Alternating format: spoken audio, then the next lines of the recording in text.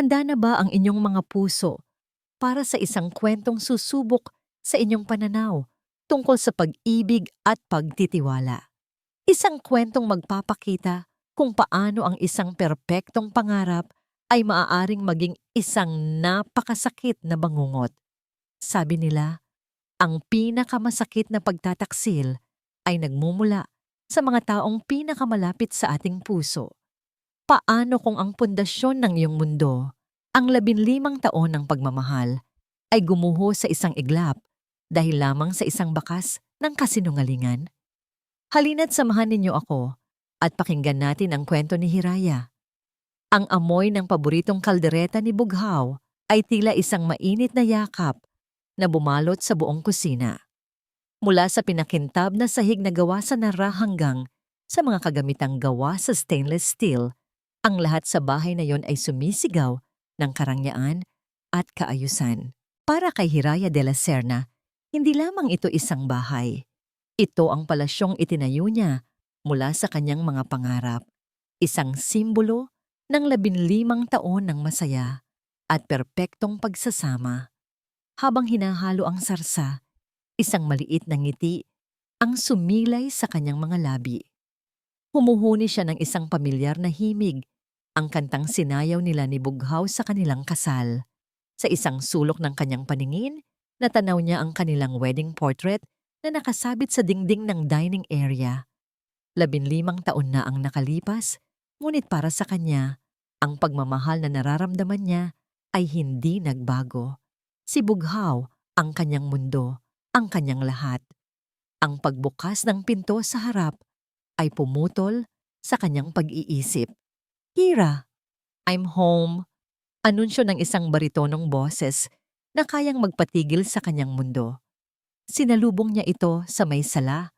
Ang kanyang ngiti ay kasing liwanag ng mga ilaw na chandelier sa itaas nila. Si Bughaw Ledesma, sa kanyang mamahaling suit at may kumpiyansang tindig, ay kasing gwapo pa rin nung unang araw na nakilala niya ito. "Welcome home, mahal," bati ni Hiraya. Sabay kuha sa briefcase nito, inilagay ni Bughaw ang mga braso nito sa kanyang baywang at hinalikan siya sa noo. "Something smells delicious." "Nagluto ako ng paborito mo," sagot niya.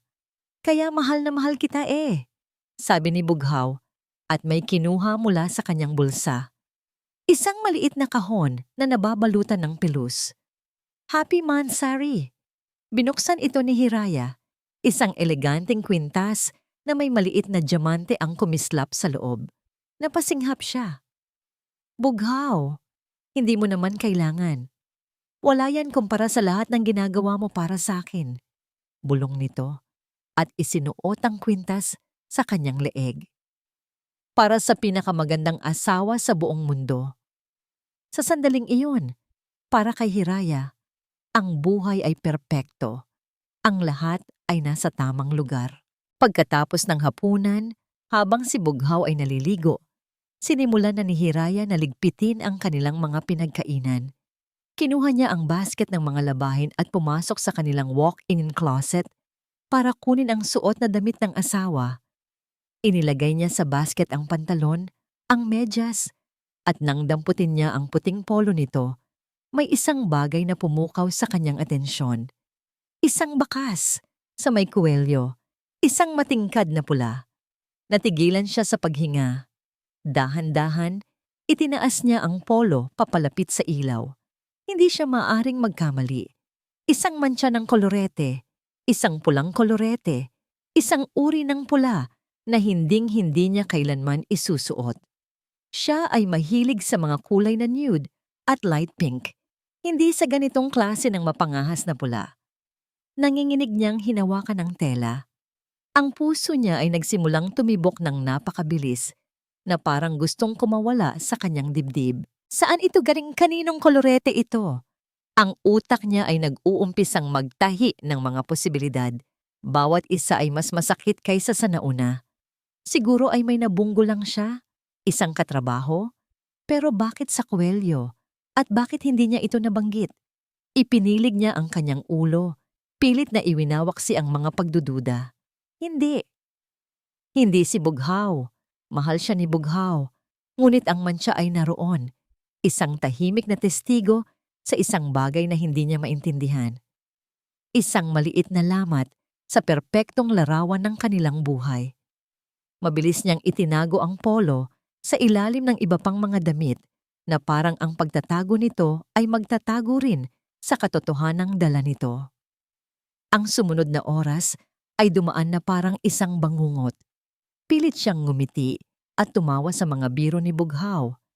Ngunit ang lasa ng kaldereta ay parang naging abo sa kanyang panlasa.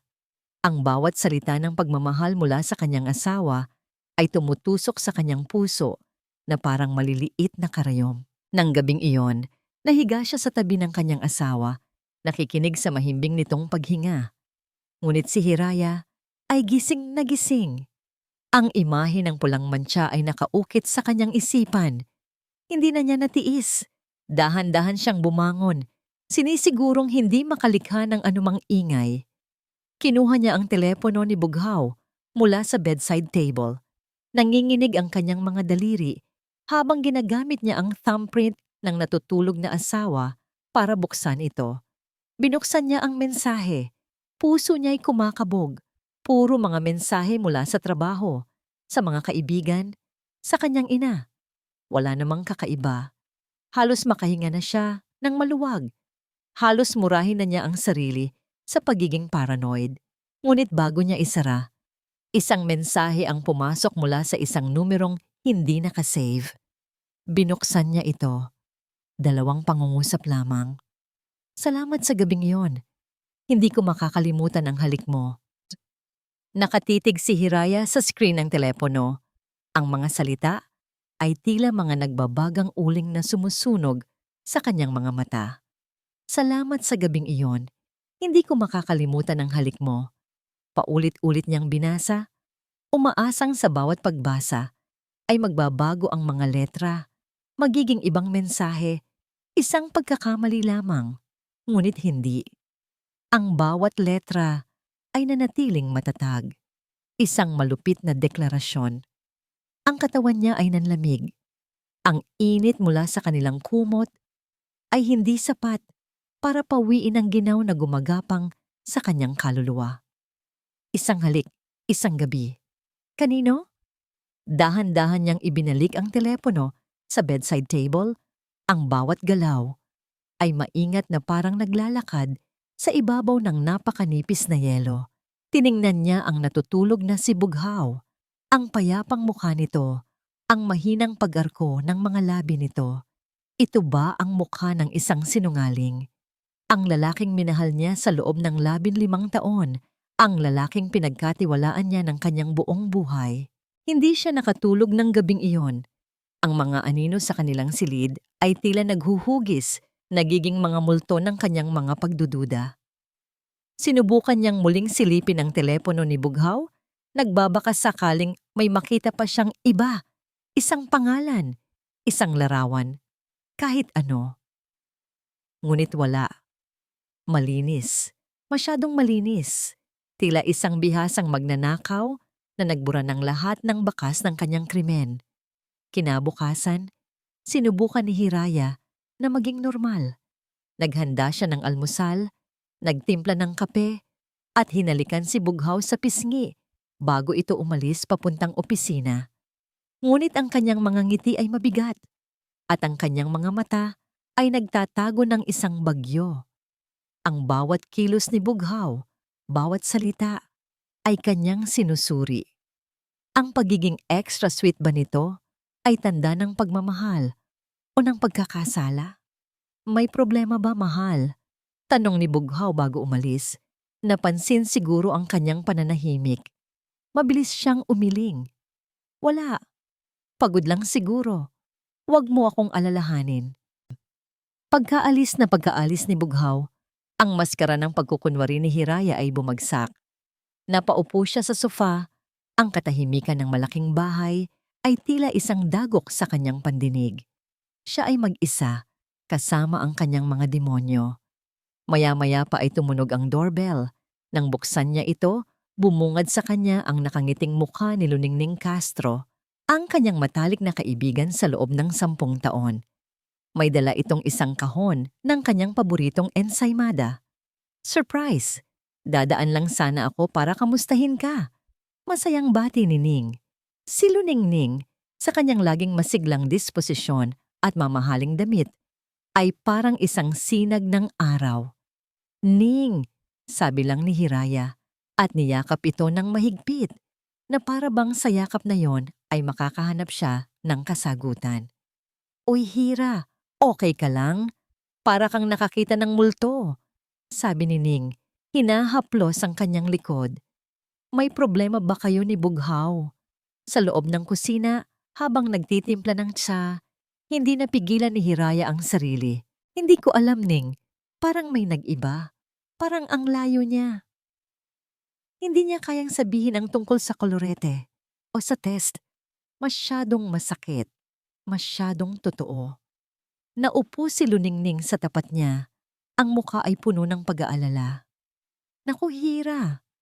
Baka naman stress lang sa trabaho yan. Kilala mo naman si Bughaw. Sobrang dedicated sa kumpanya. Baka nadadala lang niya sa bahay. Pero iba giit ni Hiraya. May nararamdaman akong mali. Hinawakan ni Luningning ang kanyang kamay. Hira, pakinggan mo ako. 15 taon na kayo. Ganyan talaga minsan sa mag-asawa. May mga pagsubok. Pero huwag mong isipin ang kung ano-ano. Kilala natin si Bughaw. Patay na patay sa'yo yon. Baka naman napaparanoid ka lang. Huwag mong sirain ang tiwala mo dahil lang sa isang kutob. Ang mga salita ni Luningning ay parang isang balsamo. Iyon ang mga salitang gusto niyang marinig. Iyon ang mga salitang gusto niyang paniwalaan. Marahil ay tama si Ning. Marahil ay siya lang ang gumagawa ng problema. Ngunit kahit na umalis na si Luningning, ang anino ng pagdududa ay naroon pa rin, nakatago sa isang sulok ng kanyang puso. Nang hapong iyon, habang nag-aayos ng mga gamit sa kanilang aparador, kinuha ni Hiraya ang pitaka ni Bughaw para ilagay sa drawer nito. Ngunit may napansin siyang kakaiba sa kapal nito. May isang tupi sa loob na hindi pamilyar. Dahil sa hindi maipaliwanag na udyok, binuksan niya ito. Sa likod ng isang maliit na flap na nakatago, may isang papel na nakatupi, resibo, mula sa isang mamahaling fine dining restaurant sa kabilang syudad. Ang petsa, noong nakaraang linggo, ang araw na sinabi ni Bughaw na may biglaan siyang business trip sa Batangas at mag-isa lang siyang tutuloy sa hotel. Ang nakasulat sa ibaba ng resibo ay tila isang suntok sa kanyang sikmura. Covers Tutu. 2 tao. Hindi na niya napigilan ang sarili. Mabilis niyang binuksan ang kanyang laptop. Ang mga daliri ay nanginginig habang nagtatype. Alam niya ang password ng account ni Bughaw. Sila ay laging bukas sa isa't isa. Ganoon sila dati. Binuksan niya ang Find My Device application, isang feature na ginagamit nila para mahanap ang kanilang mga telepono. Tiningnan niya ang location history para sa petsa ng business trip. Ang puso niya ay halos tumigil sa pagtibok. Isang maliit na tuldok ang lumitaw sa mapa. Hindi ito nasa Batangas. Ang lokasyon ng telepono ni Bughaw ng gabing iyon ay eksaktong nasa address ng restaurant na nasa resibo. Ang hangin ay tila naubos sa kanyang baga. Ang kasinungalingan ay malinaw na parang sikat ng araw. Ngunit may isang bahagi sa kanya na kailangan pa ng kumpirmasyon, isang huling patunay. Hinanap niya ang numero ng restaurant online. Nag-dial siya. Ang puso niya ay dumadagundong sa kanyang dibdib. Good evening, La Serena Restaurant. How may I help you? Sagot ng isang magalang na boses sa kabilang linya. Huminga ng malalim si Hiraya. Pinipilit na pakalmahin ang kanyang boses. Good evening? Tumatawag po ako kasi… baka may naiwan po kaming hikaw dyan. Nung nakaraang Martes po kami kumain dyan. Sige po, ma'am. Pwede ko po bang makuha ang pangalan nyo at deskripsyon ng kasama ninyo? Hindi po sa akin nakapangalan ng reservation. Pagsisinungaling niya. Sa kasama ko po. Si Bughaw Ledesma. Matangkad po siya, maapil, laging nakasuit. Ilang sandali ng katahimikan. Ay opo ma'am, Naalala ko po si Sir Bughaw. Regular po siya dito? Masayang sagot ng babae. Nanigas si Hiraya. Regular? Pwede niyo po bang i-describe yung hikaw, ma'am? Ah, mahaba siya. May diamante. Sabi ni Hiraya. Gumagawa na lang ng kwento. Ngunit bago pa niya ituloy, tinanong niya ang tanong na magtatakda ng kanyang kapalaran. Kasama niya po yung magandang babae, di ba? Yung laging may pulang kolorete. Nagkaroon ng isang maikling pagtawa sa kabilang linya. Opo, ma'am. Kasama niya po yung magandang babae na laging may pulang kolorete. Bagay na bagay nga po sila. Ang mga salitang iyon, masaya, inosente, at puno ng pagkumpirma, ay hindi pumasok sa tenga ni Hiraya. Dumiretso sila sa kanyang puso at dinurog ito na parang babasaging kristal. Ma'am? Hello po? Andyan pa po ba kayo? May sinasabi pa ang babae sa kabilang linya, isang bagay tungkol sa paghahanap sa nawawalang hikaw, ngunit ang boses nito ay tila nanggagaling sa ilalim ng malalim na tubig. Ang lahat ng tunog sa paligid ay humina. Ang tanging naririnig na lang ni Hiraya ay ang malakas at mabagal na pagtibok ng sarili niyang puso, isang naghihingalong tambol sa loob ng kanyang dibdib. Ang telepono sa kanyang kamay ay biglang bumigat, na parang gawa sa purong tingga. Ang kanyang mga daliri ay kusang bumitaw, nawalan ng lakas. Bumagsak ito sa makapal na alpombra sa sahig, ang tunog ay halos hindi marinig. Ngunit para kay Hiraya, ito ay kasing lakas ng isang pagsabog na yumanig sa pundasyon ng kanyang mundo. Nakatayo lang siya roon, sa gitna ng kanilang perpektong sala, sa loob ng kanilang perpektong bahay. Ang sikat ng hapon na pumapasok sa bintana ay nagbibigay kulay sa lahat ng bagay, sa mga mamahaling muebles, sa mga painting sa dingding, sa wedding portrait nila ni Bughaw. Ngunit sa paningin ni Hiraya, ang lahat ay nag-iba ng kulay. Ang lahat ay naging kulay abo. Ang mantsa, ang text, ang resibo, ang lokasyon, at ngayon, ang pulang kolorete. Ang mga piraso ng palaisipan ay nagkabit-kabit na, at ang nabuong larawan ay isang imahe ng karumaldumal na pagtataksil. Sa kauna-unahang pagkakataon, naramdaman niyang ang lahat ng nakapaligid sa kanya, ang 15 taon na pinaghirapan niyang buuin, ay isang malaki at perpektong kasinungalingan. Walang luhang pumatak. Iyon ang pinakakakaibang bagay. Inaasahan ni Hiraya ang isang hagulgol, isang pagwawala, isang sigaw, nagigisi sa buong kabahayan. Ngunit wala. Ang dumating ay isang nakabibinging katahimikan, isang malamig na kawalan na lumamon sa bawat hibla ng kanyang pagkatao. Ang sakit ay napakatindi, napakalalim, na tila hindi na ito kayang ilabas ng mga luha. Dinala siya ng kanyang mga paa na parang may sariling isip, papasok sa kanilang en-suite na banyong kasing laki ng isang maliit na condominium unit. Huminto siya sa harap ng malaking salamin na may gintong kwadro. Tinitigan niya ang babaeng nakatingin pabalik sa kanya. Maputla ang balat. Ang mga mata ay malalim, walang emosyon, na parang dalawang madilim na balon na sinipsip ang lahat ng liwanag. Ang mga labi ay bahagyang nakaawang, tuyo. Hindi niya nakilala ang sarili. Ang Hiraya na nakikita niya ay hindi ang Hirayang masaya, mapagmahal, at puno ng tiwala. Ang babae sa salamin ay isang estranghero, isang multo sa loob ng kanyang sariling tahanan. Pulang kolorete. Ang mga salitang yon ay umaling-aungaw sa kanyang isipan. Isang partikular na lilim ng pula, isang pula na parang dugo. At bigla, isang alaala ang sumulpot na parang kidlat. Isang hapon, mga 6 na buwan na ang nakalipas. Sa isang coffee shop, nagtatawanan sila ni Luningning. Hira, dapat subukan mo rin tong kulay na to minsan, sabi ni Ning. Iwinawasiwas ang kanyang bagong biling lipstick. It's called Vengeance Red. Bagay sa'yo, magbibigay ng extra confidence. Ngumiti lang si Hiraya. Hindi bagay sa akin yan, Ning. Masyadong matapang. Para lang sa mga babaeng palaban na tulad mo. Tumawa si Luningning isang tawang na ngayon. Sa alaala ni Hiraya ay parang tunog ng isang demonyo. Lahat tayo kailangang maging palaban minsan, Hira. Hindi mo alam kung kailan mo kakailanganin. Si Ning. Ang kanyang matalik na kaibigan. Ang kanyang naging kapatid. Ang ninang sana ng kanilang magiging anak kung sila'y pinalad. Ang babaeng pinagkakatiwalaan niya ng kanyang mga sikreto, ng kanyang mga pangarap, ng kanyang mga takot.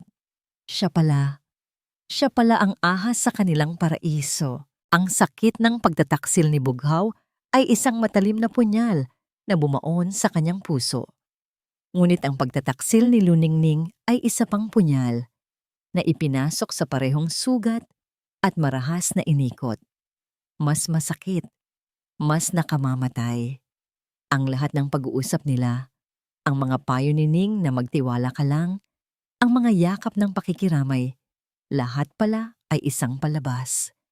Isang napakahusay na pag-arte mula sa isang babaeng naghahangad ng lahat nang mayroon siya. Napahawak si Hiraya sa malamig na marmol ng sink. Hindi siya umiyak. Ang pighati sa loob niya ay masyadong mabigat para maging luha.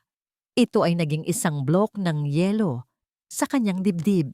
Isang malamig, matigas, at hindi natitinag na yelo. At sa gitna ng nagyayelong kawalan na iyon, isang bagay ang nagsimulang mabuo. Hindi ito paghihinayang. Hindi ito galit na sumisigaw. Ito ay desisyon. Isang desisyon na kasing linaw ng diamante sa kwintas na ibinigay ni Bughaw at kasing tigas ng marmol na kanyang hinahawakan. Hindi niya bibigyan sila ng satisfaksyon ng isang madramang komprontasyon. Hindi siya luluhod at magmamakaawa para sa mga kasagutan. Hindi siya iiyak sa kanilang harapan. Ang mga luhang yon ay masyadong mahalaga para masayang sa kanila. Kung gusto nilang maglaro, kung ang buhay niya sa loob ng 15 taon ay isa lamang laro para sa kanila, kung gayon ay maglalaro siya at sisiguraduhin niyang siya ang mananoo. Kinabukasan, ibang Hiraya ang gumising. Nagluto siya ng almusal. Ngumiti siya. Hinalikan niya si Bughaw. Ngunit ngayon, ang lahat ng ito ay may kasamang layunin. Ang bawat kilos ay kalkulado. Mahal, naisip ko. Sabi niya habang nagkakape sila. Ang kanyang boses ay malambing at normal. Malapit na ang 15th anniversary natin. Bakit hindi tayo magkaroon ng isang malaking party? Dito sa bahay, imbitahan natin ang lahat ng importante sa atin. Nagulat si Bughaw, ngunit halatang natuwa. That's a great idea, Hira. Perfect. Para maipakita natin sa lahat kung gaano tayo kasaya. Exactly. Sagot ni Hiraya at ang nangiti sa kanyang labi ay hindi umabot sa kanyang mga mata. Gusto ko itong maging isang gabi na hinding-hindi nila malilimutan. Nang hapong iyon, tinawagan niya si Luningning. Ning, I need your help.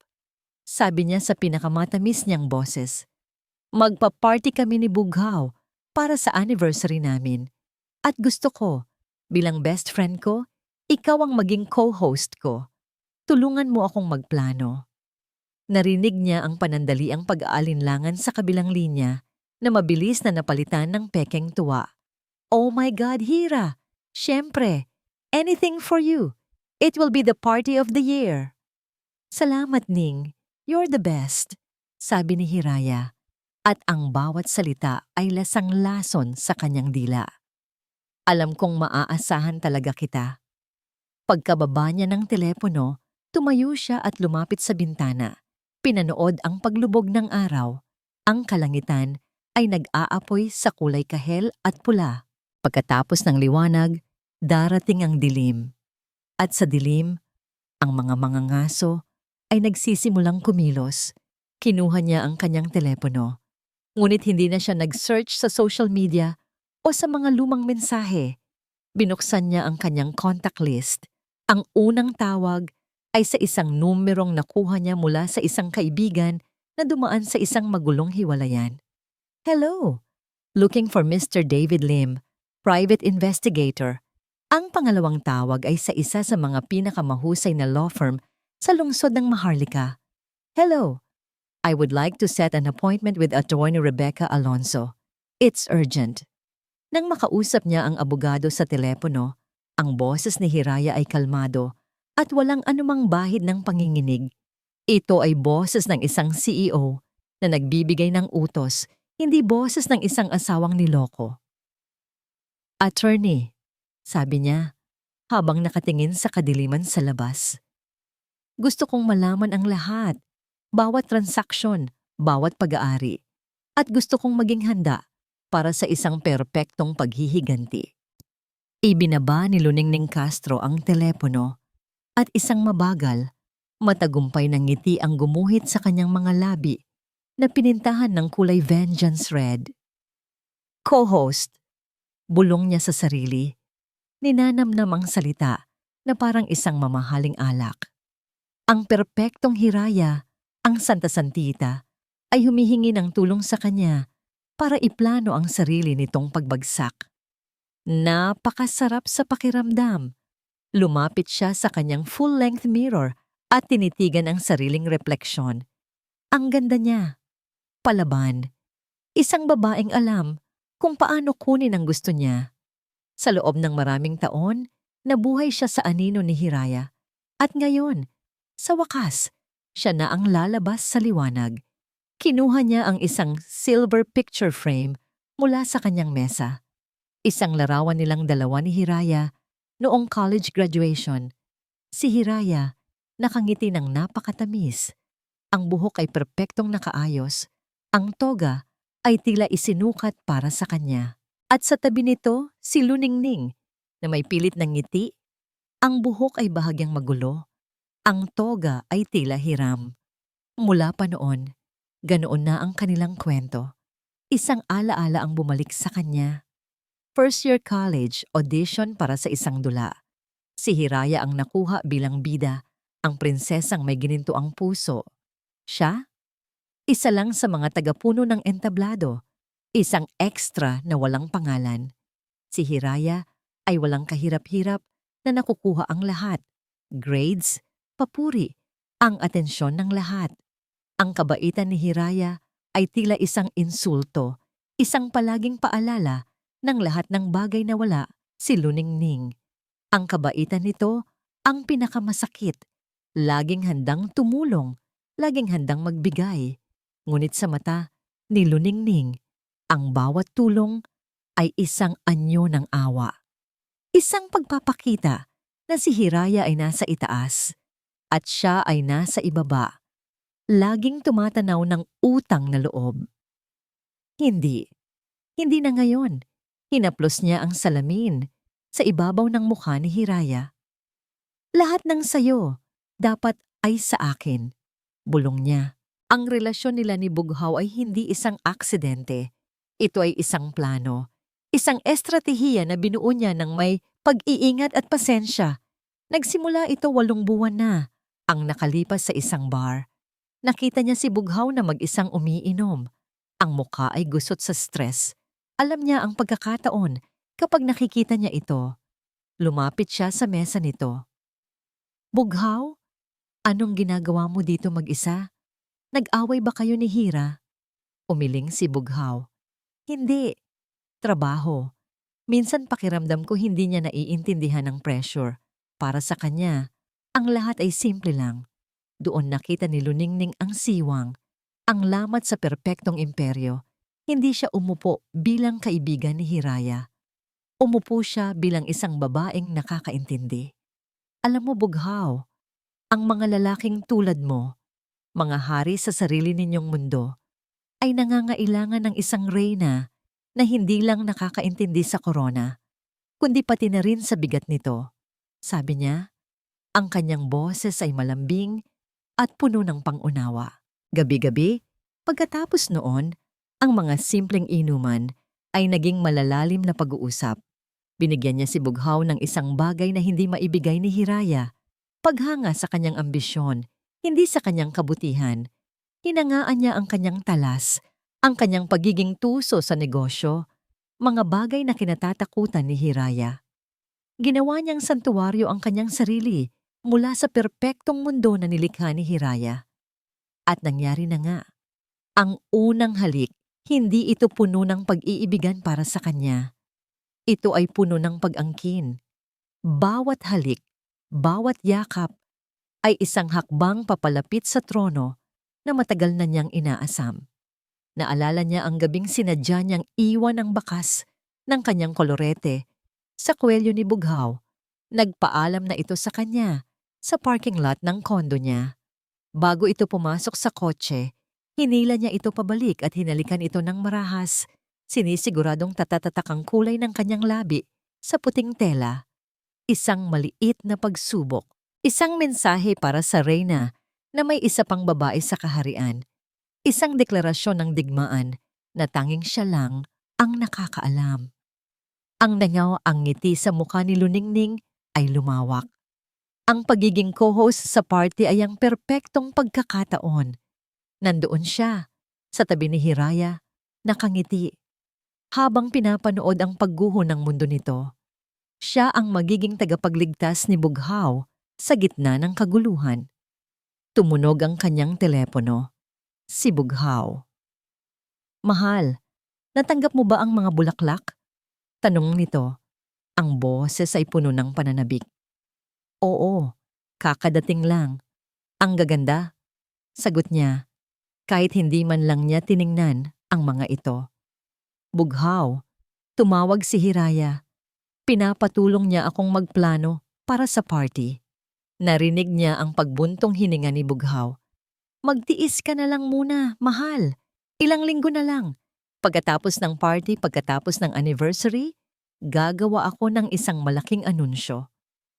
Sisimulan na natin ang buhay na dapat ay para sa atin." Ang mga salitang iyon ay musika sa kanyang pandinig. "Talaga?" tanong niya. Nagkukunwaring nagulat. "Oo, malapit na, Ning. Atin na ang lahat."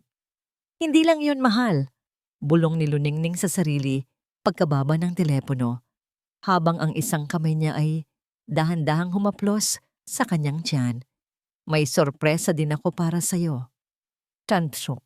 Isang linggo pagkatapos ng pag-usap nila ng abogado, nakatanggap si Hiraya ng isang text mula sa isang hindi pamilyar na numero. "Burnham Park, sa tapat ng lawa, 3 p.m. Magsuot ng asul na scarf, mag-isa ka lang." Walang pangalan, walang bati. Ngunit alam ni Hiraya kung kanino ito galing. Dumating siya sa tagpuan 5 minuto bago ang takdang oras.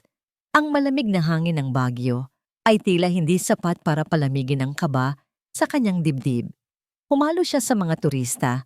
Ang kanyang asul na scarf ay isang bandila ng senyales sa gitna ng karamihan. Isang lalaking nasa edad 40, nakasuot ng simpleng jacket at baseball cap, ang lumapit sa kanya at naupo sa katabing bench na parang hindi sinasadya.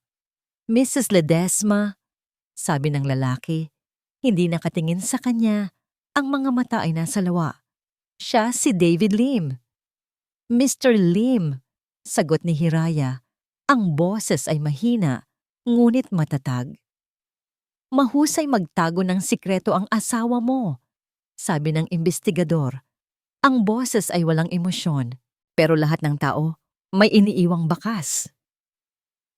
Inilapag nito sa pagitan nila ang isang makapal na brown envelope. Nandyan na lahat, mga litrato, bank statements, corporate records. Kumpleto.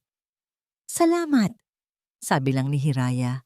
Ang mga mata ay nakatutok sa envelope na parang isang kahon ni Pandora na puno ng lahat ng kasamaan sa mundo.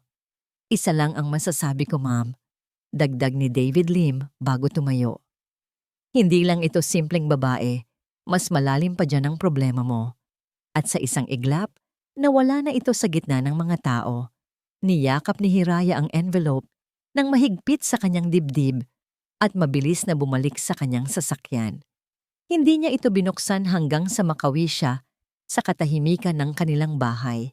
Isang bahay na ngayon ay parang isang malaking mausoleo ng mga kasinungalingan. Sa kanyang pribadong pag-aaral na may kandado sa pinto, ibinuhos niya ang laman ng envelope sa ibabaw ng kanyang mesa. Ang unang lumabas ay mga litrato. Si Bughaw at Luningning, magkahawak kamay na pumapasok sa isang condo unit. Si Bughaw at Luningning, nagtatawanan sa isang mamahaling restaurant. Si Bughaw at Luningning, magkayakap sa loob ng kotse ni Bughaw. Ang bawat larawan ay isang sampal. Ngunit hindi ito ang nagpatigil sa kanyang paghinga. Ang kasunod ay mga dokumento, bank statements, mga papeles ng pagpaparehistro ng kumpanya, mga deed of sale. Doon, sa itim at puti, nakalatag ang isang mas malawak at mas karumaldumal na pagtataksil. Nalaman niya na si Bughaw, sa tulong ni Luningning na may kaalaman sa pananalapi, ay sistematikong inililipat ang pondo mula sa Ledesma Holdings, ang kumpanyang itinayo ng ama ni Hiraya at kalahati ng mana niya, patungo sa isang shell corporation na nakapangalan kay Luningning Castro. Ang pangalan ng kumpanya, H&L Innovations. Hiraya at Luningning, isang malupit na biro. Ang mga mata ni Hiraya ay nanlalaki habang binabasa niya ang bawat linya. Ang bawat numero ay isang patalim.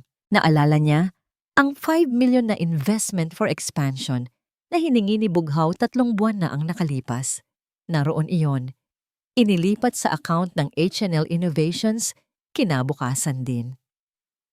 Naalala niya ang pagbebenta ng isang lupain ng pamilya na sinabi ni Bughaw na nalulugi.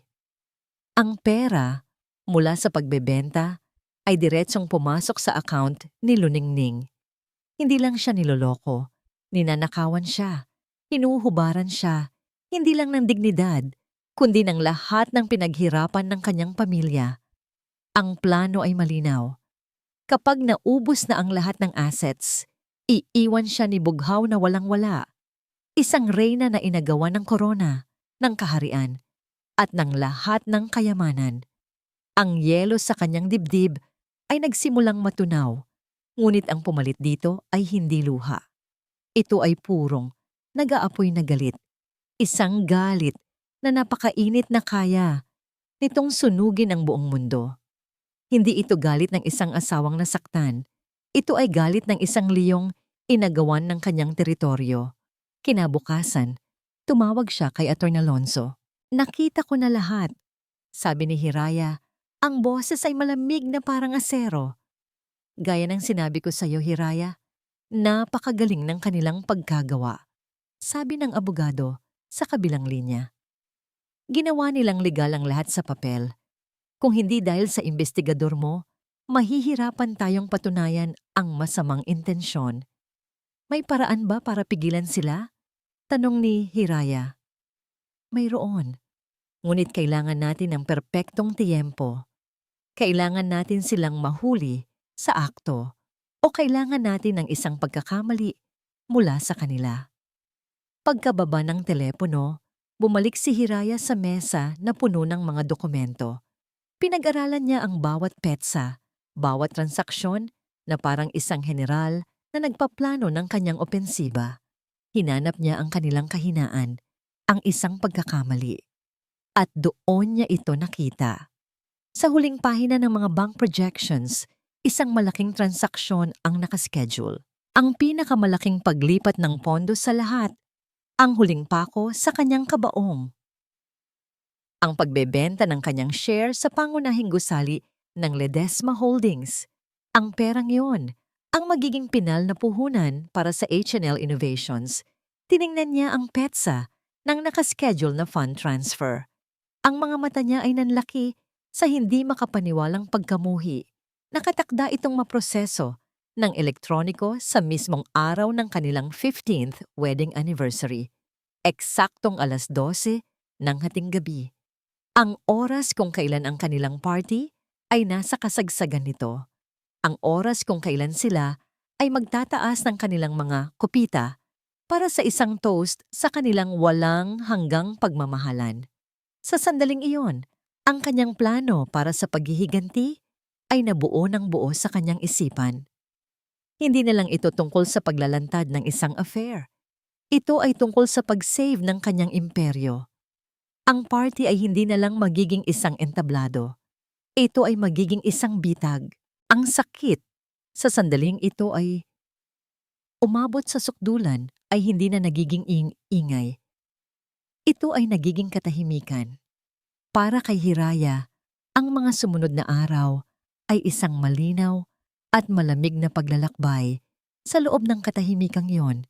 Ang nag-aapoy na galit ay lumamig at tumigas, naging isang matalas na kristal sa gitna ng kanyang pagkatao. Wala ng luha, wala ng panginginig.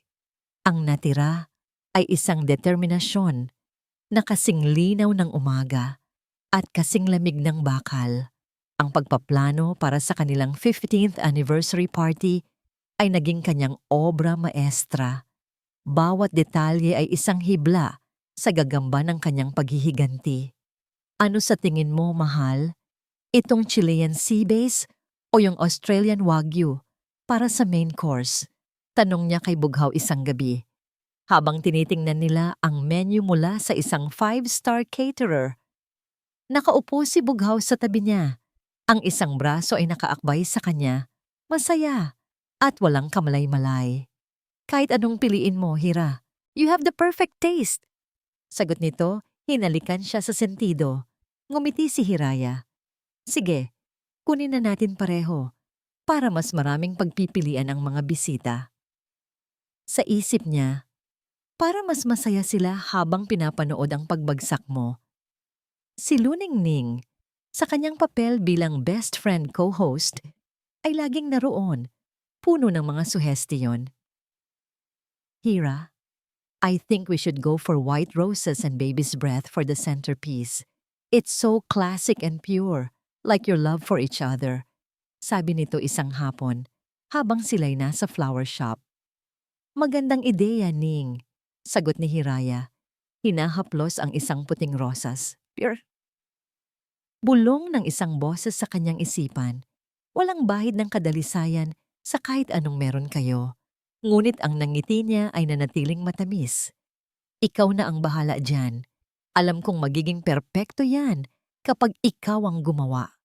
Sa bawat pag-arte niya, sa bawat ngiti at malambing na salita, lalo siyang gumagaling. Naging isa siyang perpektong aktres sa entablado ng kanyang sariling buhay. Pinanood niya silang dalawa, si Bughaw at Luningning, na palihim na nagpapalitan ng mga tingin kapag akala nila'y hindi siya nakatingin. Pinanood niya ang kanilang mga ngiti, mga kilos na puno ng kasakiman at pagtatagumpay. Hindi na siya nasasaktan. Sa halip, kinikilatis niya ang mga ito. Kinakabisado ang bawat ekspresyon para sa grand finale. Isang hapon, sinabi niyang may pupuntahan siyang spa. Ngunit sa halip, nagmaneho siya papunta sa isang maliit na coffee shop sa kabilang dulo ng lungsod. Doon, sa isang tahimik na sulok, nakipagkita siya sa isang binatang mukhang henyo sa computer. Ito ang IT expert na inirekomenda ng kanyang abogado.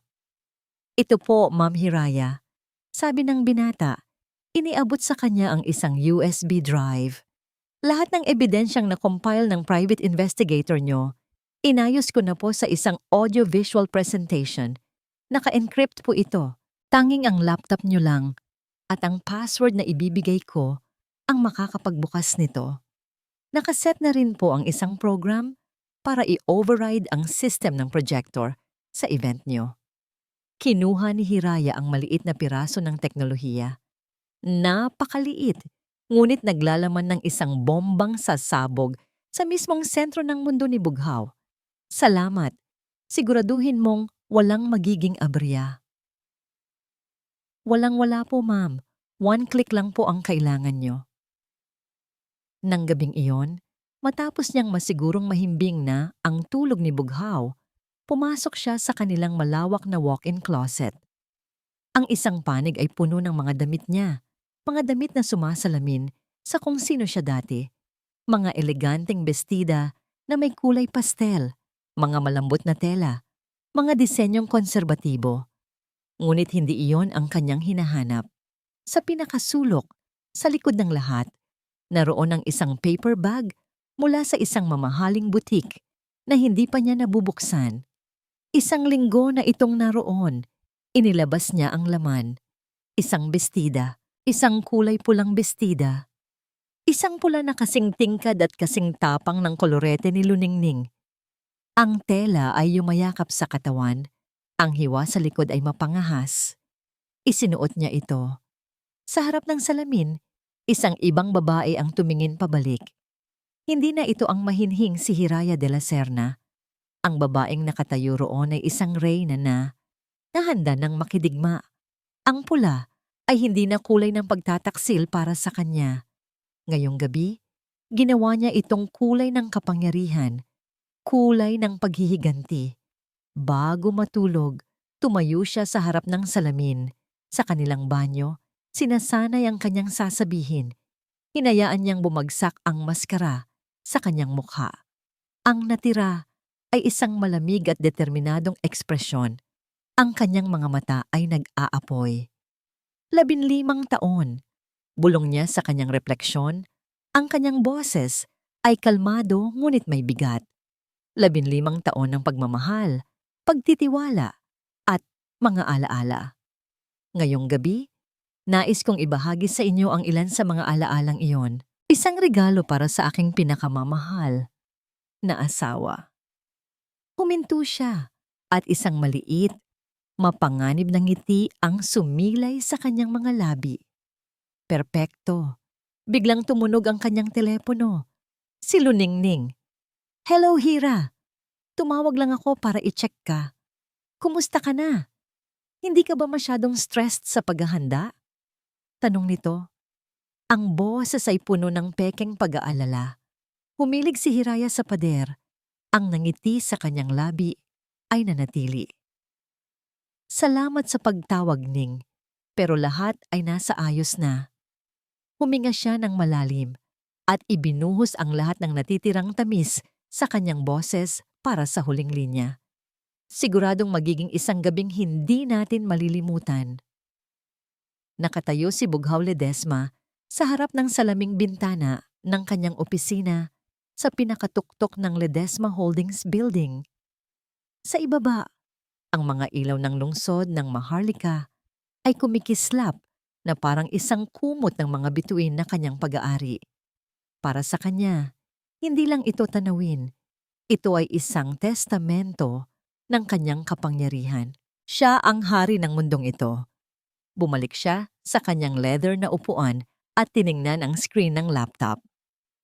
Ang mga numero sa bank account ng H&L Innovations ay sumasayaw sa kanyang paningin. Isang lalabay ng tagumpay.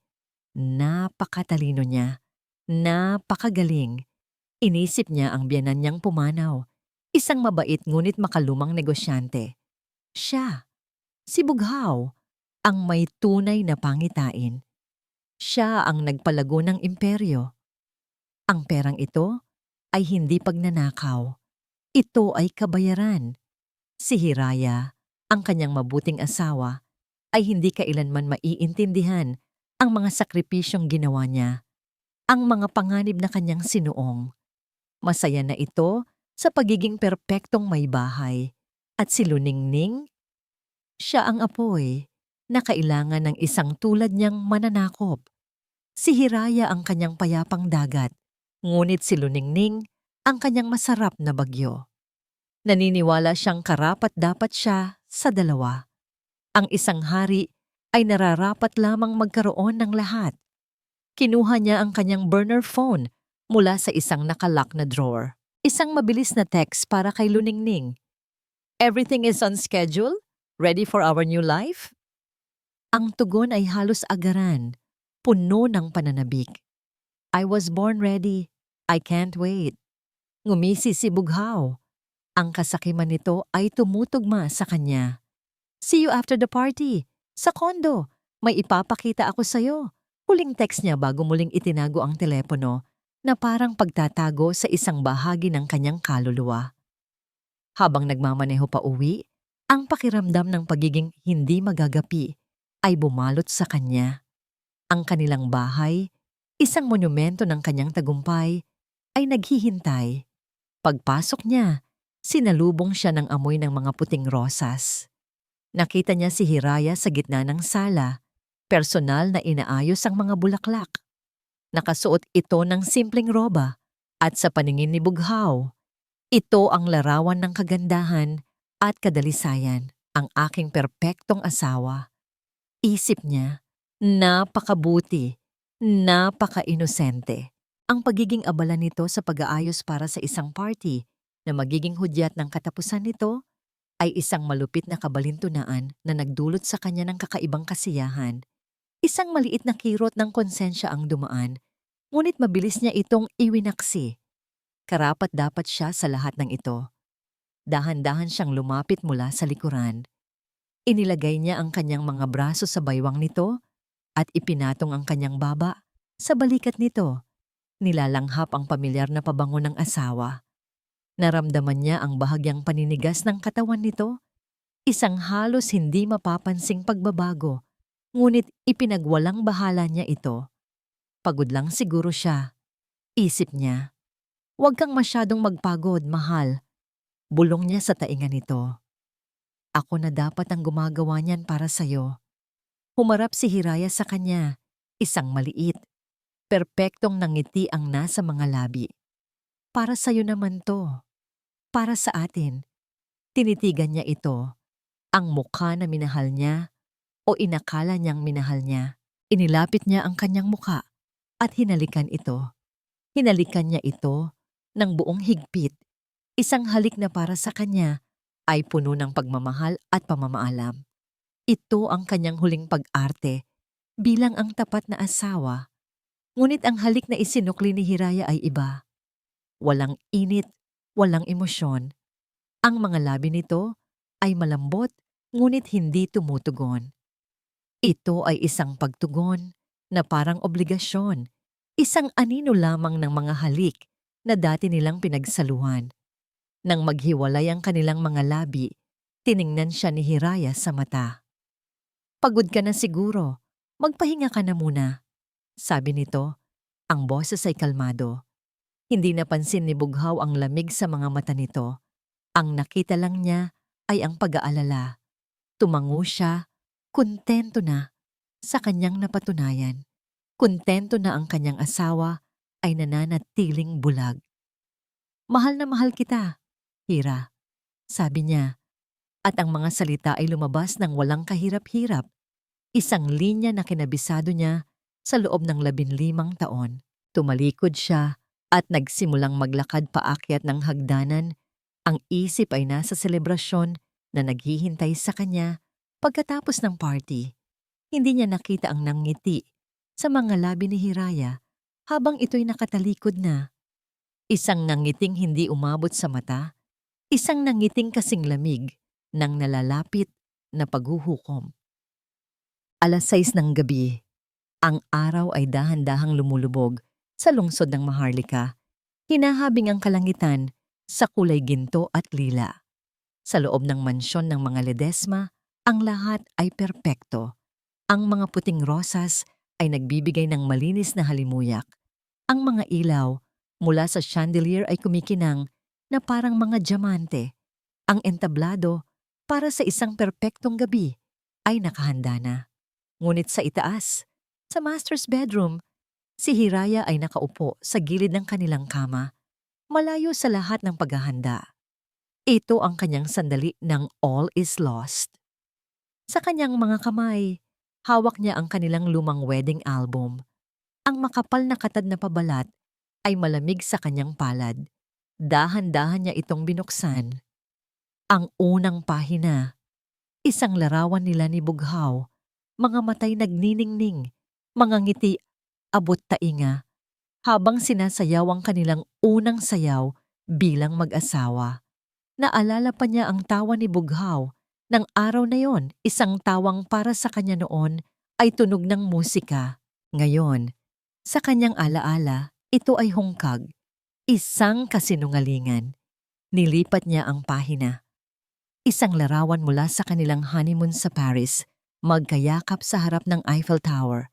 Isang larawan mula sa kanilang ika-5 anibersaryo, masayang-masaya sa isang yate. Bawat litrato ay isang patunay ng isang buhay na inakala niyang totoo. Bawat ngiti ni Bughaw ay isang perpektong pag-arte. At naroon, sa isang pahina, isang larawan nilang tatlo, siya si Bughaw at si Luningning, nagtatawanan sa isang outing. Si Ning, nakaakbay sa kanya, ang matalik na kaibigan. Ngayon, nang tingnan niya ito, ang nakikita na lang niya ay isang mandaragit kasama ang kanyang biktima. Ang bigat ng 15 taon, isang buong kalahati ng kanyang buhay, ay bumagsak sa kanya. Ang kristal na yelo sa kanyang dibdib ay biglang nabasag. Ang album ay nahulog mula sa kanyang mga nanginginig na kamay. Gumawa ng isang malambot na kalabog sa makapal na alpombra. At sa wakas, ang mga luhang matagal niyang pinigilan ay bumuhos. Hindi ito isang marahas na pag-iyak. Ito ay isang tahimik, walang tigil na agos. Dumausdos siya mula sa kama pababa sa sahig, niyakap ang kanyang mga tuhod at hinayaan ang sariling malunod sa pighati.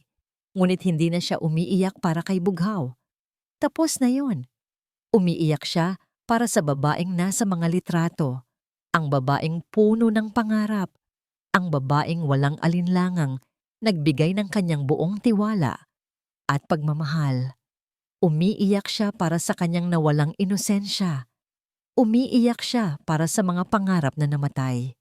Ito ang kanyang huling paalam sa dating hiraya. Ito ang libing para sa kanilang perpektong kasinungalingan. Ilang minuto siyang nanatili roon, isang klase ng walang hanggan, hanggang sa wala ng luhang lumabas. Ang natira na lang ay isang malawak at malamig na kawalan. Dahan-dahan siyang tumayo. Ang kanyang mga binti ay nanginginig, ngunit ang kanyang mga mata ay hindi na nalilito. Tapos na ang pagluluksa, oras na para sa muling pagsilang. Pumunta siya sa harap ng kanyang vanity mirror. Tinitigan niya ang kanyang sarili, ang namumugtong mga mata, ang maputlang balat. Kinuha niya ang kanyang makeup kit. Ang bawat kilos ay isang ritual. Ang foundation para takpan ang lahat ng bakas ng kahinaan. Ang eyeliner, iginuhit ng matalas at may pakpak, ginawang parang mga piraso ng salamin ng kanyang mga mata. Ang mascara, para patibay ng bawat pilik mata na parang mga sundalo. At para sa huling hakbang, kinuha niya ang isang bagong biling kolorete. Binuksan niya ito. Vengeance Red. Dahan-dahan niyang ipinahid ito sa kanyang mga labi. Isang deklarasyon ng digmaan. Pagkatapos, pumunta siya sa kanyang aparador at inilabas ang pulang bestida. Isinuot niya ito. Yumakap ito sa kanyang katawan na parang pangalawang balat, na parang isinilang siyang suot ito. Humarap siyang muli sa salamin. Ang babaeng nakatingin pabalik ay hindi na ang hiraya kanina lang. Ang babaeng ito ay matangkad, may kumpiyansa. Ang kanyang mga mata ay hindi na nagpapakita ng sakit, kundi ng isang mapanganib na kalinawan. Ang kanyang mga pulang labi ay nakatikom sa isang determinadong linya. Ito ay mukha ng isang reyna na babawiin ang kanyang kaharian. Ding-dong! Ang tunog ng doorbell mula sa ibaba ay pumutol sa katahimikan. Ang unang bisita. Huminga ng malalim si Hiraya. Ipinikit ang kanyang mga mata sandali. Pagmulat niya, ang huling bakas ng lumang Hiraya ay tuluyan ng naglaho. Isang ngiti ang dahan-dahang gumuhit sa kanyang mga pulang labi. Isang ngiti na perpekto, kaakit-akit, at puno ng mga lihim. Ang tatano ang ngiti ng isang punong abala na handa ng salubungin ang kanyang mga panauhin. Dahan-dahan siyang lumakad palabas ng silid at nagsimulang bumaba sa engrandeng hagdanan. Nagsimula na ang laro. Ang hardin ng mansyon ng mga Ledesma ay naging isang paraiso ng mga ilaw at bulaklak. Ang mahinang tunog ng isang jazz trio ay humahalo sa masayang bulungan ng mga panauhin.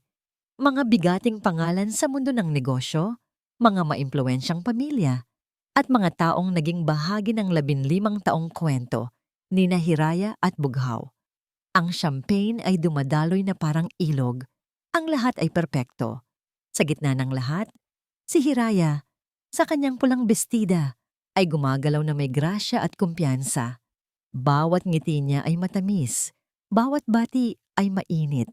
Siya ang larawan ng isang masaya at mapagmahal na may bahay, ang reyna ng gabing iyon. Ngunit sa likod ng kanyang mga mata, isang bagyo ang nag-aabang. Sinusuri niya ang bawat panauhin, hindi bilang kaibigan, kundi bilang mga manunood sa kanyang nalalapit na palabas. Nakita niya si Bughaw, ang sentro ng atensyon, tumatanggap ng mga pagbati. Ang kanyang asawa ay nasa rurok ng kanyang mundo. Ang ngiti nito ay puno ng pagmamataas. Sa tabi nito, malapit ngunit hindi masyadong halata, ay si Luningning, nakasuot ng isang eleganteng itim na bestida. Ang kanilang mga mata ay nagtagpo sa isang saglit, isang palihim na pagpapalitan ng isang lihim na tagumpay. Habang dumadaan si Luningning malapit kay Bughaw para kumuha ng inumin, ang kanyang kamay ay aksidenteng dumampi sa likod nito. Isang haplos na tumagal ng isang segundo masyadong mahaba. Isang maliit, intimong kilos na para sa iba ay walang kahulugan.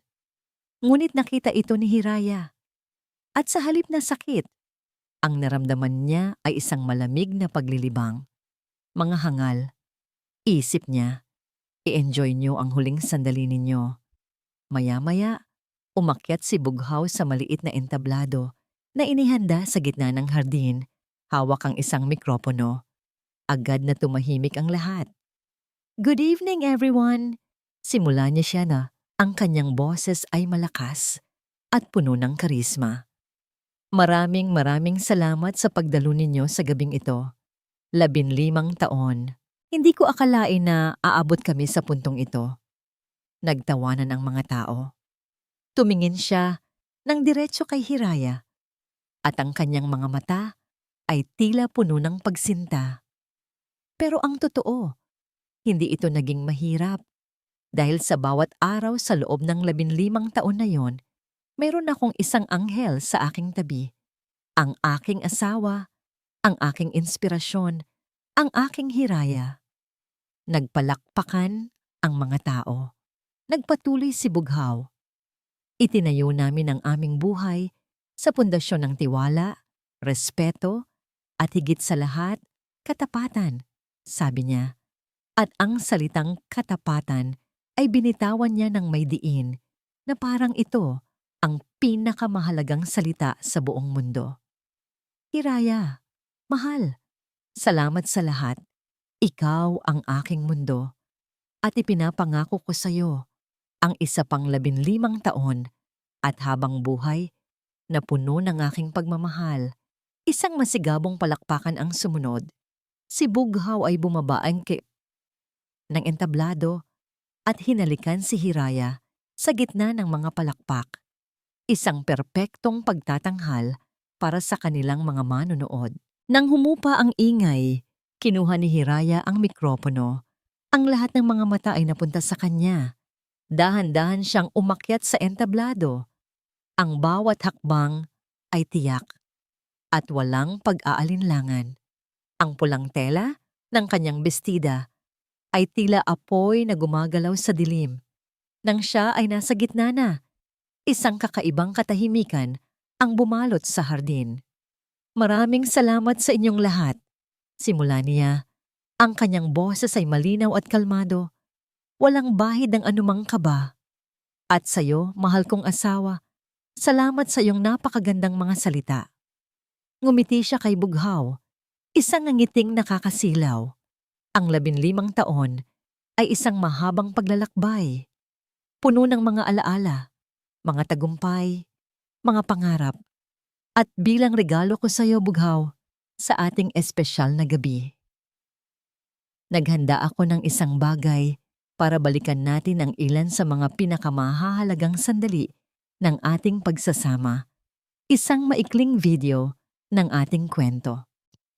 Ang mga panauhin ay napangiti. Iniisip na isang matamis na sorpresa ang kanilang mapapanood. Si Bughaw ay tumingin sa kanya.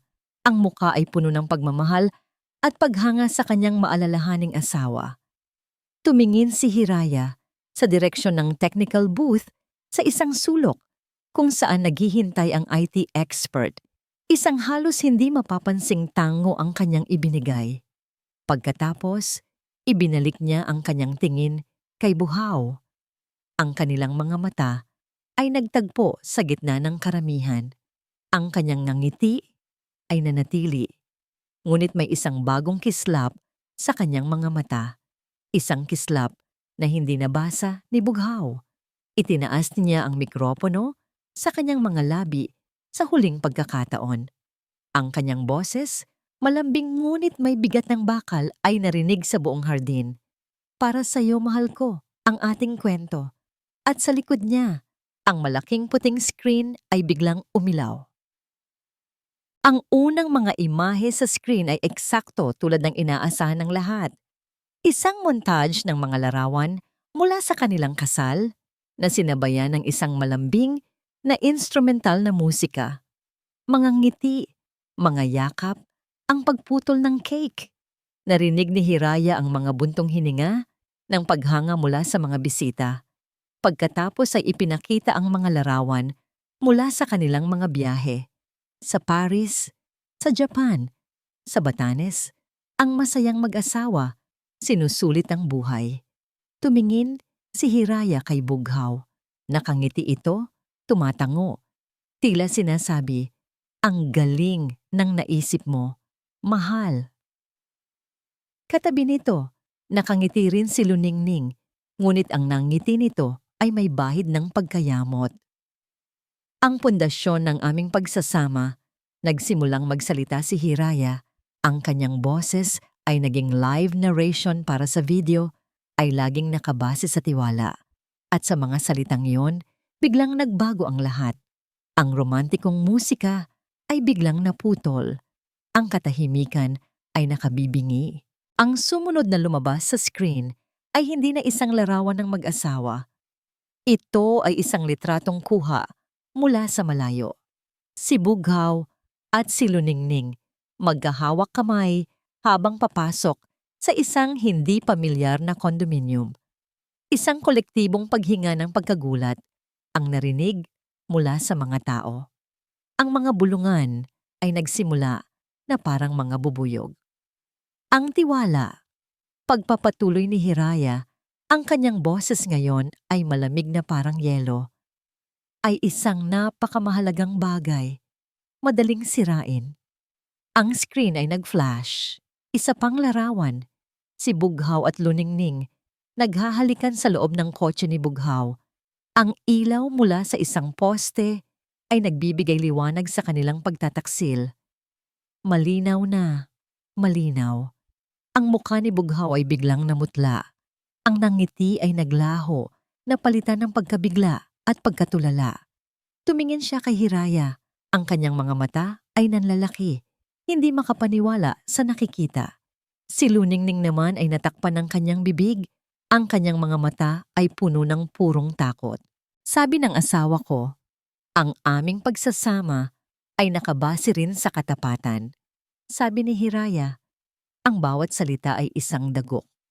Ang screen ay nagpakita ng isang dokumento, isang bank statement, isang malaking halaga, ang naka-highlight. Inilipat mula sa Ledesma Holdings patungo sa isang kumpanyang tinatawag na H&L Innovations. Ngunit ang katapatan ay may iba't ibang mukha. Sabi ni Hiraya, ang screen ay nag-flash muli. Ang registration papers ng H&L Innovations at doon, malinaw na nakasulat ang pangalan ng nag-iisang may-ari, Luningning A. Castro. Ang bulungan ay naging isang malakas na ugong. Ang mga kasosyo sa negosyo ni Bughaw ay napatingin sa kanya. Ang kanilang mga mukha ay puno ng pagkalito at galit. Ang mga matatandang kamag-anak ni Hiraya ay napatingin kay Bughaw na may pagkamuhi. At ang pinakamahalaga sa lahat, pagtatapos ni Hiraya, ang kanyang boses ay tumataas. Nangingibabaw sa lahat ng ingay ay ang pagmamahal, isang pagmamahal na ipinangako sa harap ng Diyos. Ang huling imahe sa screen ay ang resibo mula sa La Serena Restaurant. Naka-zoom in sa detalye, covers, 2. At sa tabi nito, ang location history ng telepono ni Bughaw na nagpapatunay na siya ay naroon sa araw na sinabi niyang siya ay nasa Batangas. Tapos na. Ang video ay nagtapos sa isang itim na screen. Ang katahimikan na sumunod ay mas mabigat kaysa sa kahit anong sigaw. Pagkatapos, sumabog ang kaguluhan. Bughaw, anong ibig sabihin nito? Sigaw ng isang investor. Walang hiya ka. Sigaw ng tiyahin ni Hiraya. Si Bughaw, na sa wakas ay natauhan mula sa pagkabigla, ay napuno ng galit. Hiraya, anong ginagawa mo? Patayin ninyo yan! Patayin nyo yan! Sigaw niya sa mga technical staff, ngunit walang gumalaw. Tumingin siya kay Hiraya. Ang kanyang mga mata ay nag-aapoy sa galit. Baliw ka na ba? Bumaba si Hiraya mula sa entablado. Ang kanyang mukha ay isang kalmadong maskara sa gitna ng unos na kanyang nilikha. Ako o ikaw na akala mo ay makakalusot ka sa lahat ng ito? Susugurin sana ni Bughaw si Hiraya, ngunit bago pa siya makakilos, isang tao ang humarang sa kanya. Si Luningning. Nanginginig ito mula ulo hanggang paa. Ang makeup ay kumakalat na dahil sa kanyang mga luha. Naintindihan niya na tapos na ang laro. Wala nang matitira sa kanya. Ngunit sa kanyang desperasyon, mayroon pa siyang isang huling baraha. Isang baraha na sisira sa lahat. Inagaw niya ang mikropono mula sa isang miyembro ng banda. Ang kanyang humihikbing boses ay umalingaw-ngaw sa buong hardin. Pinatahimik ang lahat. Huwag! Huwag niyo siyang saktan! Sigaw niya. Ang kanyang boses ay basag at puno ng takot. Tumingin siya sa lahat. Ang kanyang mga mata ay ligaw. Hindi niyo siya pwedeng saktan. Pag-uulit niya, mas malakas pa. Buntis ako! Isang hininga ng pagkagulat ang muling kumalat. Si Hiraya, sa unang pagkakataon ng gabing iyon, ay natigilan. Tumingin si Luningning ng diretso kay Hiraya. Ang kanyang mga mata ay naghahalo ng pagkamuhi at isang desperadong tagumpay. Itinuro niya ang kanyang tiyan. At si Bughaw ang ama. Ang buong hardin ay nalunod sa isang nakabibinging katahimikan. Mas malala pa kaysa sa nauna. Ang anunsyo ay isang bombang sumabog sa gitna ng mga nagbabagang abo ng digmaan at ang epekto nito ay ganap na nagpabago sa lahat. Ang anunsyo ni Luningning ay isang bomba atomika. Ang katahimikan na sumunod ay hindi lang katahimikan. Ito ay ang vacuum na iniiwan ng isang malakas na pagsabog kung saan ang lahat ng tunog at hangin ay hinihigop. Ang mga mukha ng mga bisita ay mga maskara ng pagkagulat, pagkasuklam, at awa. Lahat ay nakatutok sa tatlong tao sa gitna ng hardin na winasak ng katotohanan. Si Bughaw, na kanina lang ay hari ng gabi, ay nakatayo na parang isang estatwang gawa sa abo. Ang tingin ay nagpapalipat-lipat mula kay Luningning patungo kay Hiraya, na para bang hindi niya alam kung aling bangungot ang mas totoo. Si Luningning naman ay humihikbi, nakahawak sa kanyang tiyan na parang ito ang kanyang huling kalasag. Ang lahat ay naghihintay sa sigaw, sa sampal, sa pagbagsak ni Hiraya, ngunit hindi ito dumating. Sa gitna ng kaguluhan, isang kakaibang kapayapaan ang bumalot kay Hiraya. Ang balita tungkol sa pagbubuntis na dapat sanay ang huling patalim na wawasak sa kanya ay nagdulot ng isang hindi inaasahang epekto. Ito ang huling kadena na sa wakas ay nalagot. Wala nang dahilan para lumingon pa. Wala nang paano kung tapos na. Ganap na tapos na. Dahan-dahan, sa gitna ng mga nakatitig na mata, nagsimula siyang maglakad. Hindi siya tumakbo. Hindi siya nagmamadali. Ang bawat hakbang niya ay kalmado at may layunin. Nilagpasan niya si Luningning na parang hindi ito umiiral. Nilagpasan niya si Bughaw na parang isa itong estranghero. Ang kanyang tiyahin ay humarang sa kanya. Ang mukha ay puno ng pag-aalala. Hiraya, apo! Hinawakan ni Hiraya ang kamay nito, isang marahang pagpisil. Okay lang po ako, tita. Gusto ko na pong umuwi. Ngunit ang salitang umuwi ay hindi na tumutukoy sa bahay na iyon. Habang naglalakad siya palabas ng kanyang sariling party, palayo sa mga bulungan at sa mga piraso ng kanyang basag na buhay, hindi niya naramdaman ang pagkatalo. Sa kauna-unahang pagkakataon, sa loob ng maraming buwan, naramdaman niya ang pagiging malaya. Ang bigat sa kanyang dibdib ay nawala, napalitan ng isang nakakapagod ngunit mapagpalayang kawalan. Kinabukasan, bumalik siya sa mansyon. Tahimik, walang laman. Tila isang crime scene. Bumalik siya hindi para manatili, kundi para mag-impake. Hindi niya binuksan ang malalaking aparador na puno ng mga damit na binili ni Bughaw. Hindi niya kinuha ang mga alahas. Sa halip, pumasok siya sa maliit na library. Kinuha niya ang mga lumang libro ng kanyang ama. Kinuha niya ang isang kahon ng mga litrato noong siya'y bata pa. Kinuha niya ang kanyang college diploma. Mula sa kanyang closet, kinuha lang niya ang ilang simpleng damit. Mga bagay na binili niya mula sa sarili niyang maliit na naipon bago pa man siya maging si Mrs. Ledesma. Isang maleta lang. Iyon lang ang Hiraya na natitira. Ang iba ay ilusyon na lamang. Pagkatapos ng isang linggo, nakaupo na siya sa harap ni Attorney Alonso. Ang abogada ay nakatingin sa kanya ng may paghanga.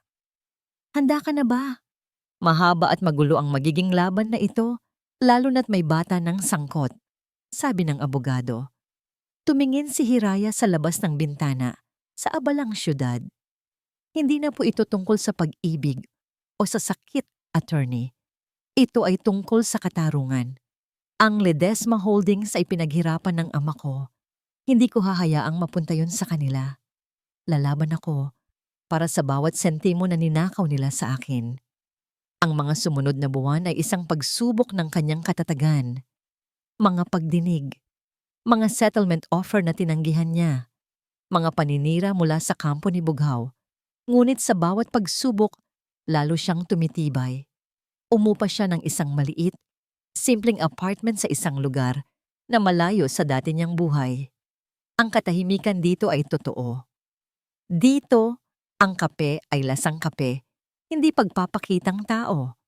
Dito, sa wakas, ay nakakatulog siya ng mahimbing. Isang hapon, mga 6 na buwan pagkatapos ng gabing iyon, habang nagdidilig siya ng kanyang mga halaman sa maliit na balkonahe, tumunog ang kanyang telepono.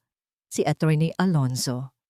Hiraya, sabi ng abogada sa kabilang linya. At sa unang pagkakataon, narinig ni Hiraya ang nangiti sa boses nito. Panalo tayo. Dahil sa mga ebidensyang iprinisenta mo at sa testimonya ng ilang empleyado, nag-alok sila ng final settlement. At ito'y pabor na pabor sa'yo. Halos lahat ng non-liquid assets ng Ledesma Holdings, kasama ang gusali, ay mapapasa iyo. Makukulong si Bughaw kung hindi siya papayag. Napaupo si Hiraya sa isang upuan. Tapos na. Nanalo siya. Isang pakiramdam ng ginhawa ang bumalot sa kanya. Pagkababa niya ng telepono, bumaba siya para kunin ang kanyang mga sulat. Habang tinitingnan ng mga sobre, isang sulat ang nakaagaw ng kanyang pansin. Hindi pamilyar ang address, ngunit ang sulat kamay sa harap, kilalang kilala niya. Nanginginig niyang binuksan ito. Isang manipis na papel. Ang mga salita na isinulat ng kamay ni Bughaw ay tila mga multo mula sa nakaraan. Hiraya, patawad. Nakatayo siya roon, sa gitna ng kanyang bagong, simpleng buhay. Sa isang kamay, hawak niya ang teleponong naglalaman ng balita ng kanyang tagumpay at ng kanyang hinaharap. Sa kabilang kamay, hawak niya ang sulat na naglalaman ng lahat ng sakit ng kanyang nakaraan. Isang taon. Sa isang taon, maraming maaaring magbago. Ang isang malawak at malamig na mansyon ay maaaring maging isang alaala na lamang. Ang isang pusong wasak ay maaaring matutong tumibok muli, hindi para sa iba, kundi para sa sarili. Sa isang tahimik na kanto, sa lungsod ng Maharlika, malayo sa ingay ng dati niyang buhay, may isang maliit na coffee shop. Ang pangalan sa kahoy na karatula ay Tahanang Payapa. Sa loob, ang amoy ng bagong timplang kape at mainit na tinapay ay sumasayaw sa hangin. Ang mga pader ay pinalamutian ng mga painting na gawa ng mga lokal na artist. Bawat mesa ay may maliit na florera na may sariwang bulaklak. Ito ang mundo ni Hiraya ngayon. Ito ang kahariang itinayo niya mula sa mga piraso ng kanyang basag na nakaraan. Isang Amerikano para kay Sir Manny, masayang sabi ni Hiraya, inilalagay ang tasa sa counter. Salamat, Hira. Laging pinakamasarap ang kape mo. Sagot ng matandang lalaki, na suki na niya. Ngumiti si Hiraya, isang nanggiting toto at magan. Kilala niya ang halos lahat ng kanyang mga customer. Alam niya ang kanilang mga paboritong order, ang mga kwento ng kanilang mga buhay. Dito, siya ay hindi si Mrs. Ledesma, ang asawa ng isang bigating negosyante. Dito, siya lang si Hira, ang may-ari ng Tahanang Payapa. Nang humina na ang mga tao pagsapit ng hapon, naupo siya sa kanyang paboritong sulok malapit sa bintana. Mula sa ilalim ng counter, kinuha niya ang isang bagay na ilang araw na niyang iniisip kung bubuksan. Ang sulat. Ang sulat kamay ni Bughaw. Ang sulat kamay na minsan ay nagpakilig sa kanya sa mga love notes, na minsan ay nagpanginig sa kanya sa mga kasunduan, at ngayon ay nagdudulot ng isang kakaibang bigat. Huminga siya ng malalim. Oras na. Dahan-dahan niyang pinunit ang sobre. Ang mga salita ay simple, walang paligoy, at puno ng isang pagod na pagsisisi. Isinulat ni Bughaw na pagkatapos ng settlement, sinubukan nilang magsimula muli ni Luningning sa ibang bansa. Ngunit ang kanilang relasyon na itinayo sa kasakiman at pagtataksil ay hindi nagtagal. Iniwan daw siya ni Luningning para sa isang mas mayaman na lalaki, ilang buwan matapos isilang ang kanilang anak na babae. Si Bughaw ngayon ay namumuhay ng simple, nagtatrabaho sa isang maliit na kumpanya, at sinusubukang maging ama sa isang anak na halos hindi niya makita. Humihingi siya ng tawad, hindi para magkabalikan sila, kundi dahil sa unang pagkakataon daw sa buhay niya, naintindihan na niya ang halaga ng lahat ng kanyang sinayang. Tinupi ni Hiraya ang sulat. Isinandal niya ang kanyang ulo sa malamig na salamin ng bintana. Walang galit, walang pait. Kung mayroon man, ito ay isang manipis na hibla ng awa. Awa hindi para sa kanya, kundi para sa dalawang taong naligaw sa sarili nilang kasakiman at tuluyang sinira ang kanilang mga sarili. Hindi niya kailanman sinagot ang sulat. Tumayo siya at pumasok sa maliit na opisina sa likod ng counter. Mayroon siyang isang lumang kahon doon, gawa sa kahoy, kung saan niya itinatago ang mga bagay mula sa dati niyang buhay. Isang hikaw na hindi na niya isinusuot, isang kupas na litrato. Ito ang kanyang baul ng nakaraan. Dahan-dahan niyang inilagay ang sulat ni Bughaw sa loob. Hindi niya ito sinunog, hindi niya ito pinunit. Ang pagpapatawad na intindihan niya ngayon ay hindi marahas na pagbura. Ito ay isang tahimik na pagtanggap at pagpapasya na huwag nang hayaang ang nakaraan ay magkaroon pa ng kapangyarihan sa iyong kasalukuyan. Ito ay pagpapalaya sa sarili. Isinara niya ang takip. Isang huling pagsasara ng pinto sa kabanatang iyon ng kanyang buhay. Pagbalik niya sa dining area, ang sikat ng hapon ay ginintuan, nagbibigay liwanag sa alikabok na sumasayaw sa hangin. Sa isang sandali, ang buong coffee shop ay tila nagliwanag, puno ng init at pag-asa. Napangiti si Hiraya. Ito ang kanyang Hiraya, ang katuparan ng kanyang bagong pangarap. Isang pangarap na siya mismo ang bumuo para sa sarili niya. Tumunog ang maliit na kampanilya sa pinto. Isang lalaki ang pumasok. Hindi pamilyar ang mukha nito, Ngunit ang nangiti nito ay mainit at totoo. Nagbigay ito ng buhay sa buong lugar. Good afternoon, bati nito. Ang boses ay magalang. Ano ang pinakamasarap ninyong kape dito?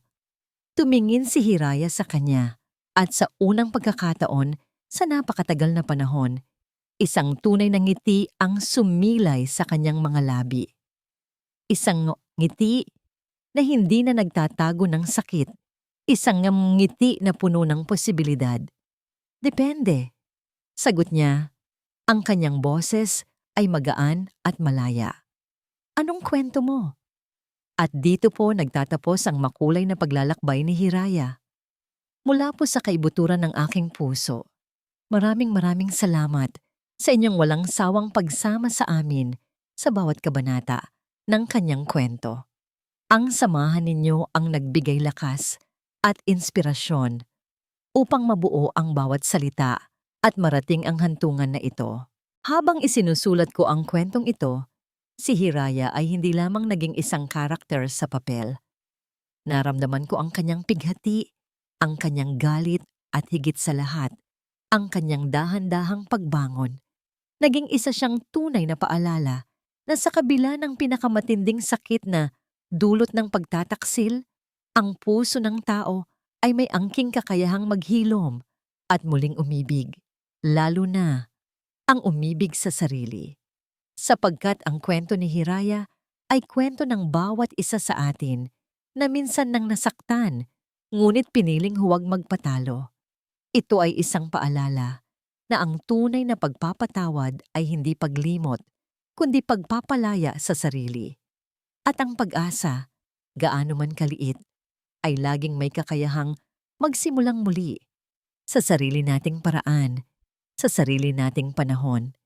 Nais ko pong marinig ang inyong mga saloobin. Ano ang pinakapaborito ninyong bahagi? Anong aral ang tumatak sa inyong puso? Ang inyong mga kwento at komento ang nagbibigay buhay sa aming munting espasyo. Hanggang sa muli nating pagkikita sa panibagong kwento.